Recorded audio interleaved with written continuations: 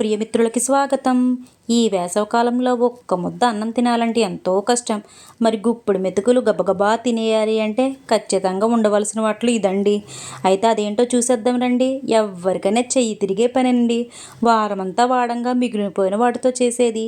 ఖచ్చితంగా ఉండవలసిన వాటిల్లో టమాటా, ఇంట్లో పర్మనెంట్ చుట్టమైపోయిన ఉల్లిపాయ, దానితోనే బంధం ముడివేసుకున్న పచ్చిమిరపకాయ, ఉండనా ఎండనా అంటూ ఉన్న మిగిలిపోయిన ములక్కాడ, నేను మిగిలిస్తే మాత్రమే మిగిలిన 2 బెండకాయలు, ఉన్నానులే అని అనిపించుకునే సన్నని ఆనపకాయ ముక్క, మరి కాస్త రుచిని రంగుని జోడించడానికి కావలసిన కరివేపాకు, వీటన్నిటిని సిద్ధం చేసేసుకొని పప్పు ఉడికిపోయిన తర్వాత దాన్ని బాగా మెత్తగా మెదుపుకొని, ఇవన్నీ అయిపోయిన తర్వాత నిండుగా నీళ్లు నింపేసి మొక్కలన్నీ కళ్ళు తిరిగేలా గిరగిర గిరగిరా తిప్పేసి కాస్త ఉప్పు దట్టించి, కాస్త పసుపు దట్టించి, మరి కాస్త కారాన్ని దట్టించి, అలా మళ్ళా కళ్ళు తిరిగేలా గిరగిర గిరగిరా తిప్పేసి, ఖచ్చితంగా కావాలి అనుకుంటున్న కాస్త చింతపండును కాస్త పిసికేసి, కాస్త రసాన్ని ఆ చారులో పోసేసి, మళ్ళా గిరగిర గిరగిరా తిప్పేసి, అద్భుతం అనిపించే ఆ పోపుని దానికి దట్టించామంటే